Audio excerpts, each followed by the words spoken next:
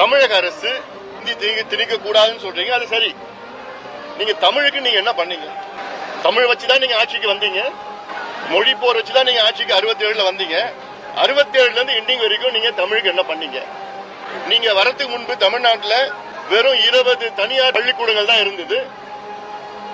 இன்னைக்கு கிட்டத்தட்ட 55,000 தனியார் பள்ளிக்கூடங்களை கொண்டு வந்தது யாரு? நீங்க தான். நீங்க என்ன செஞ்சிருக்கணும்? அரசு பள்ளிக்கூடங்களுக்கு முக்கியத்துவம் கொடுத்திருக்கணும். அரசு பள்ளிக்கூடங்களுக்கு நிதி ஒதுக்கீடு செஞ்சிருக்கணும். அரசு பள்ளிக்கூடங்களை காப்பாற்றி இருக்கணும். கல்வி என்பது அரசு மக்களுக்கு இலவசமா தரமா கொடுக்க வேண்டியது அரசுடைய கடமை, ஃபண்டமெண்டல் டியூட்டி. ஆனா அதெல்லாம் விட்டுட்டு நீங்க கல்வியை வியாபாரமா ஆக்குறது யாரு? இந்த திராவிட கட்சிகள் தான், குறிப்பா திமுக தான். நீங்க கல்வியை வியாபாரமா ஆக்கிட்டு இன்னைக்கு நீங்க இந்தியை எதிர்க்கிறது எந்த வகையில் நியாயம்? அது